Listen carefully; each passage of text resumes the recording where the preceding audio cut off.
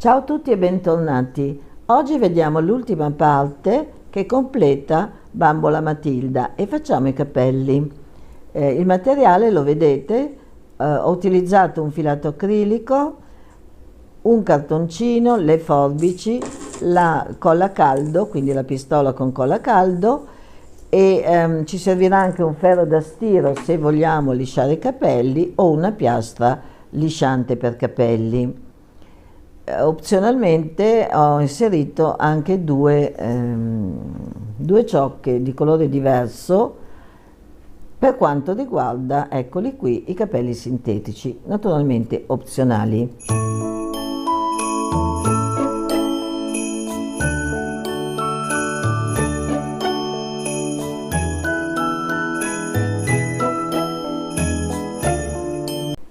Prendiamo il cartoncino, considerate che l'altezza del cartoncino determinerà la lunghezza dei capelli. Questo che vedete di 30 cm, Bambola Matilda, è fatta volgendo il filato su un cartoncino di 20 cm perché non ha i capelli molto lunghi. Quindi poi scegliete voi in base alla lunghezza che preferite dei capelli della vostra bambola. Una volta che abbiamo ottenuto il numero dei giri sufficienti, e vedrete qui avanti la scheda che vi va a indicare quanti ne ho utilizzati per Bambola Matilda, facciamo un nodino e sfiliamo il filato e andiamo a tagliarlo come state vedendo. Qui togliamo l'eccesso, diciamo, naturalmente, e abbiamo la nostra ciocca. Una volta che abbiamo le nostre ciocche pronte, possiamo lasciarle così come sono oppure andiamo a lisciarle come ho fatto io utilizzando la piastra. È indifferente, potete utilizzare anche il ferro da stiro a secco. Qui vedete, vi mostro due esempi. Bambola Lucilla, inquadrata adesso, ha i capelli lisciati con la piastra. Invece i capelli di questa bambolina non sono stati stirati e se osservate la pettinatura ha un aspetto, diciamo, spettinato. Considerate che i capelli arancione è lo stesso filato che ho utilizzato per i capelli di Bambola Lucilla, per cui la differenza c'è, è una questione di gusti e anche rispetto alle pettinature che andiamo a fare. Una volta che abbiamo preparato le nostre ciocche, iniziamo a creare l'acconciatura. Osservate il filmato dove andiamo a posizionare la prima ciocca che fa parte delle due laterali, così come vedete.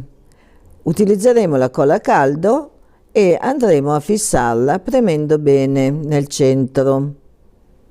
Una volta che abbiamo fatto ciò, andiamo a posizionare la seconda ciocca laterale, che io ho definito le due laterali, diciamo, e facciamo la stessa cosa. Fate la prova a secco prima di mettere la colla, perché una volta che avete messo la colla, sapete, non riuscirete a staccarlo.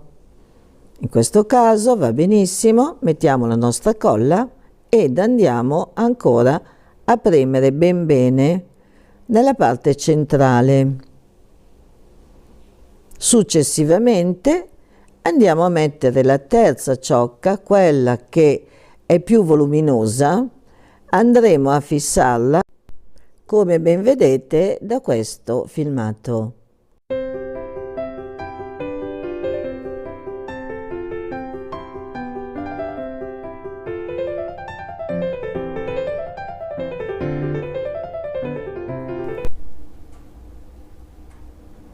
Una volta che abbiamo fissato bene anche la terza ciocca, andiamo a spostare i capelli, come da filmato, sul retro della testa della nostra bambola.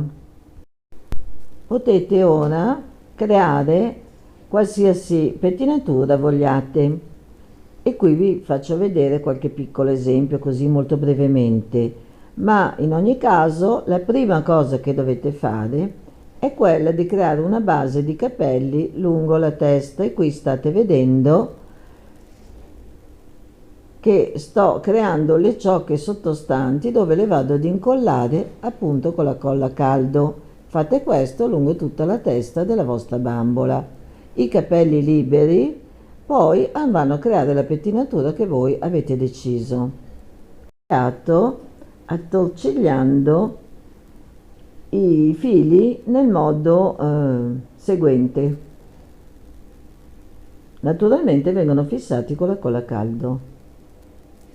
Sul davanti ho poi ricavato 2 treccine e lo vedete dalle ultime immagini, dove vedete quanto è carina la nostra bambola.